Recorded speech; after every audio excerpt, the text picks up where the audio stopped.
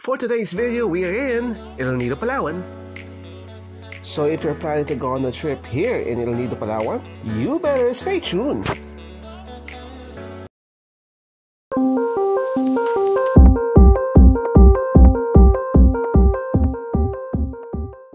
Sobrang excited na nga ako dahil this time magta-travel ako with the whole family sa El Nido, Palawan. First time namin pupunta sa Palawan, extra special ito dahil isi-celebrate namin ang birthday ni Mama sa El Nido, Palawan. Mahaba-habang biyahe ito dahil bago kami makarating sa El Nido, Palawan, lalapag ang aming eroplano sa Puerto Princesa via Cebu Pacific. Aabot na humigit kumulang 1 hour and 30 minutes ang biyahe papuntang Palawan. Take note, Puerto Princesa pa lang ito dahil papunta sa El Nido, kailangan natin mag-travel by land ng almost 4 hours and 40 minutes. At ito na nga, touchdown Puerto Princesa na ang buong fam.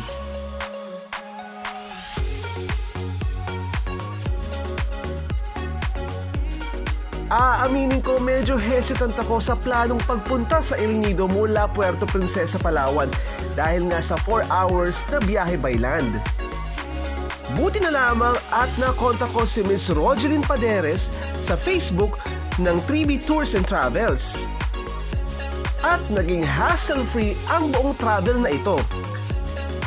Dahil paglabas mo agad ng airport, may van agad na susundo sa'yo papunta sa hotel mo sa El Nido. Nagkakahalaga ng 500 pesos per head ang joiner van. Dahil supposedly 8 kami magta-travel dito, minabuti ko na mag-rent ng private van na 12-seaters. At nagkakahalaga lang ito ng 5,000 pesos na supposedly 6,000 pesos. Thanks to Ma'am Rogeline sa discount. Lumapag ang eroplano namin sa Puerto Princesa ng 4:50 PM. So kung susumahin, mga alas 10 na ng gabi kami makakarating sa aming hotel sa El Nido. At dahil nakakapagod at nakakagutom din ang mahaba ang biyahe, syempre stop over muna tayo para kumain.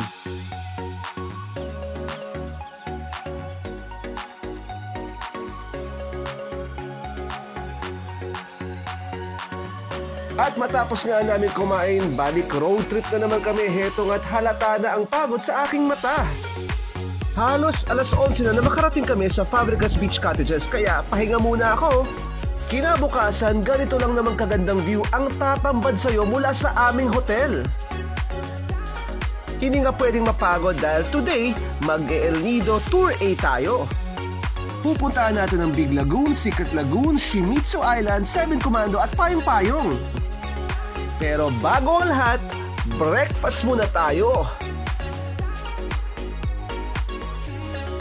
Wala pa rin talagang tatalo sa pambansang breakfast ng mga Pinoy, ang tapsilog at tosilog. Kainan time na! Talaga namang pagkasarap-sarap. Matapos nga kumain ay sinundo na kami para simulan na ang Tour A. May 3 tours ka nga na pwede pagpilian, ang Tour A, B at C, pero A ang isa sa pinakasikat na tour. 900 pesos per head ang tour na ito. Pero take note, kinakailangan mo magdala ng extra cash dahil hindi pa kasama dito ang rental kayak pag nasa Big Lagoon ka na. Nagkakahalaga naman ito ng 200 pesos. Kasama na sa package na ito ang free hotel pickup, lunch, tour guide, free use ng snorkel gears, drinking water, motorized boat, at life vest. Take note, sa lahat na in-inquiran ko kay Ma'am Rogeline ang pinakamura. Okay? Our tour for today is Tour A. They have a 40 bus destinations, depends on the weather, okay? But our first one is 7 Commando Beach. But the 7 Commando Beach, from there to the 7 Commando Beach, they have a 10 minutes to 5 minutes in the boat riding. Okay? 7 Commando Beach, they have some beach, swimming, and surfing. Okay, you're gonna stay there 30 minutes left. The next one is Big Lagoon. From the Philippine Commando to Big Lagoon, they have a 30 minutes of boat riding. Okay, at the Big Lagoon, they have some kayak. People just gonna go in the lagoon. Okay, just gonna rent the kayak. 300 each, include 2 persons. Okay, just gonna stay there 1 hour left. And the next one is Shimizu Island. Shimizu Island is only a lunch area. Okay, and the last one is Secret Lagoon. But everyone here is good swimming. I know you're good swimming, good swimming, good swimming. Ma'am, good swimming. O di ba, napaka-friendly pa ni Kuya Tour Guide. Talaga naman nakaka-relax at nakakamangha ang tanawin dito.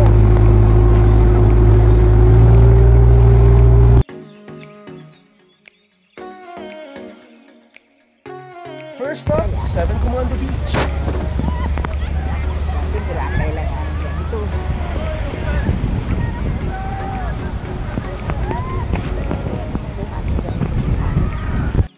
Bubungad sa'yo ang White Sand Beach, kaya naman dinadayo ito.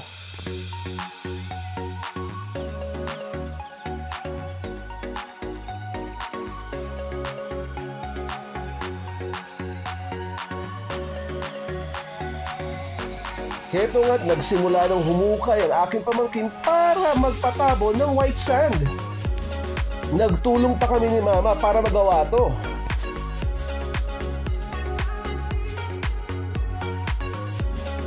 Enjoy naman si Rod habang tinatabunan namin siya ng buhangin ni Mama.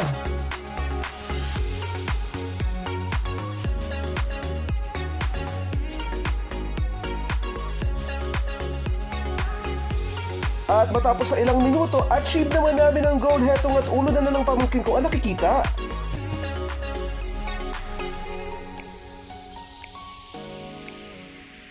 Ang sarap maglakad-lakad dito at heto at makakakita ka pa ng isang photo spot.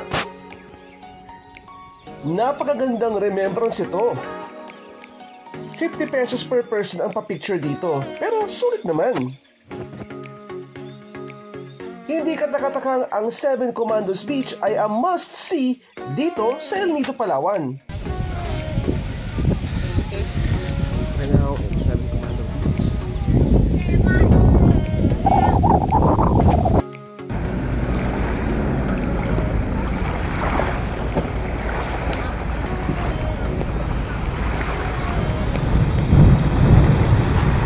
Nakaka-relax ang paghampas ng tubig dagat sa Pampang. Balik bangka naman tayo para puntahan na naman ang isa pang spot.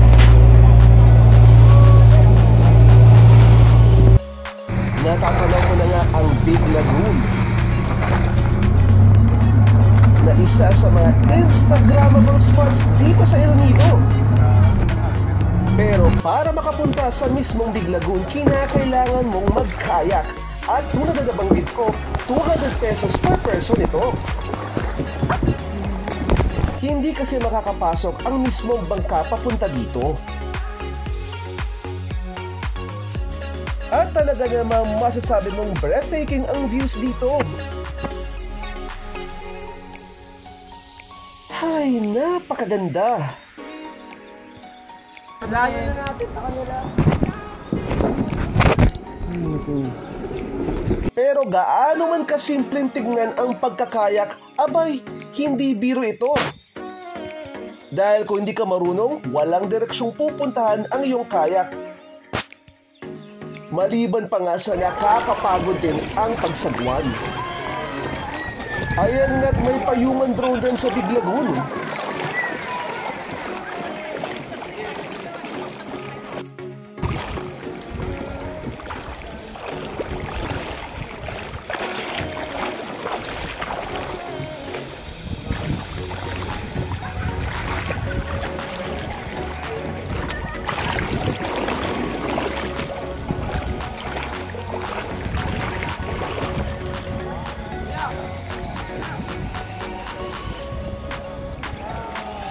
Siguraduhin din na meron kang magandang footwear dito dahil medyo mabato at maaring magsugat-sugat ang iyong paa. Napakalino ng tubig kaya naman pinagmamalaki itong tourist attraction ng ating bansa.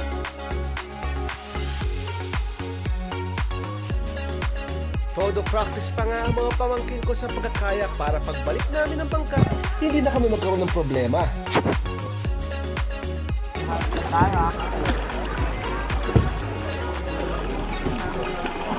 O ba't umikot lang kayo? At balik bangka nga kami para sa aming next stop. Pero dahil inabot na kami ng tanghali, kakain muna kami. Again guys, kasama na ito sa 900 per person package ng Tour A. Kaya sulit na talaga. Maliban nga sa mga seafoods, may fruits at kanin na rin.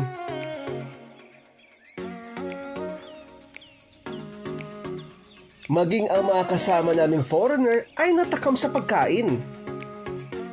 Ito lang naman ang laman ng plato ko. At ito ang mga pagkain na namimiss ko pag wala ako sa Pilipinas. Kainan tayo na. Matapos nga kumain ay maaari ka na mag-snorkeling para ma-experience ang ganda ng El Nido mula sa ilalim. Next stop natin ay ang Secret Lagoon.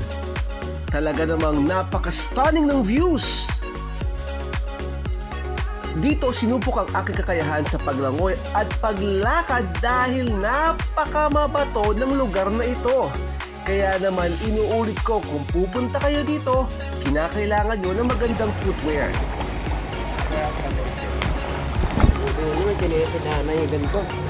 Oo, kung hindi ka pwedeng tsinelas dito, madudulas, matatanggal lang.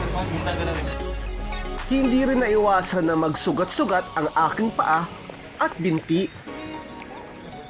Dahil lang nga sa matutulis na bato na nakapaligid dito. Pero ganun pa man, hindi kami mapipigilan sa pagsubok sa pagpasok ng Secret Lagoon. Heto nga't punong-puno ng mga turista.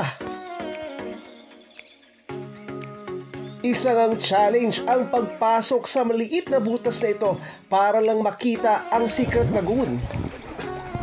Pero hindi tayo umatras dyan.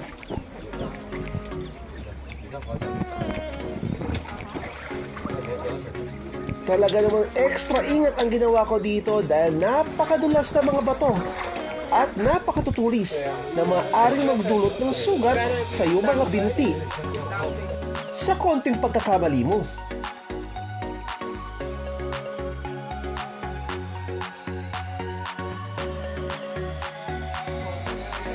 Bagamat mahirap pumasok mula sa maliit na lagusan ito, napalitan naman ng sarap sa pakiramdam nang tumambad ang ganda ng paligid mula sa loob nito.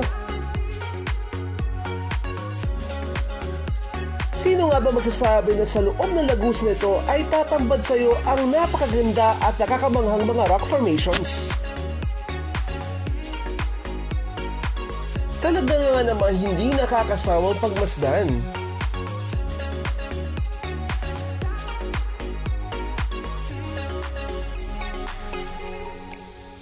Kudos talaga sa aming tour guide dahil lagi kaming may pa-human drone shot.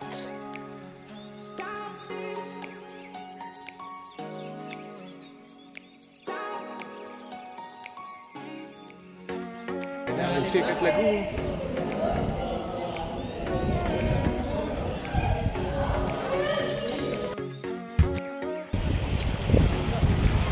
Matapos nga ng buwis-buhay namin na pagpasok sa Secret Lagoon, ay malayo namin maiikot ang Shimizu Island na hindi may kakatuwang picturesque.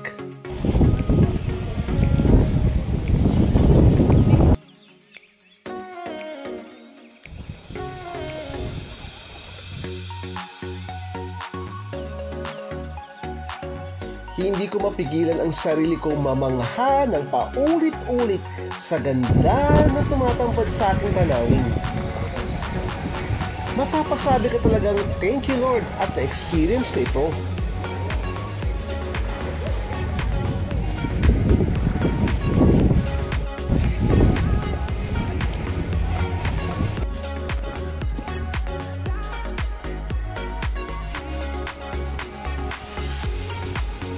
Pagbalik na namin ng bangka ay napansin ko na ang sugat ko na nagdurugo. Hindi ko na nga namalayan na nagsugat ang aking binti sa paglalakad sa batuhan. Ganun pa man, sulit na sulit ang Tour A package at highly recommended. Thanks to Ma'am Rogeline! Matapos nga ng tour ay tuloy naman ang pag-explore natin sa El Nido. Heto nga, natagpuan ko ang Palawan Pawn Shop, El Nido Branch. Maghanap nga tayo ng ating makakainan at isang option dito ay ang El Nido Boutique Art Cafe. Dinadayo ito ng mga turista, pero parang gusto ko pa rin kumain ng seafood. Kaya nagpatuloy kami sa paglakad-lakad. At sa kahabaan ng dalampasigang ito, matatagpuan mo ang mga paluto. Sari-saring seafood at iba't ibang putahe ang maaari mong ipaluto dito. At sa abot kayang halaga. Heto nga't pumila na ako.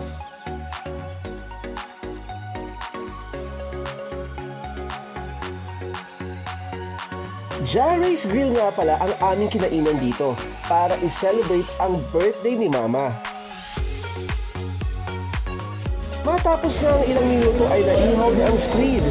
Meron pa kaming inihaw na liempo para kay Rod na may allergy sa seafood. At lapu-lapu na sweet and sour. Tikiman tayo na. Ang sarap kumain lalo na't may ganitong view sa iyong harapan.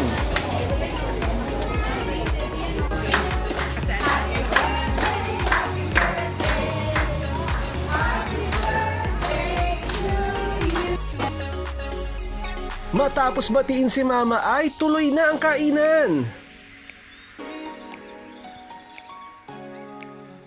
Hala, sige, subo ng subo. Again, don't forget to like, subscribe, and hit the bell button. This has been Crazy as Roel. Don't just be crazy, be as crazy as Roel. See you sa part 2!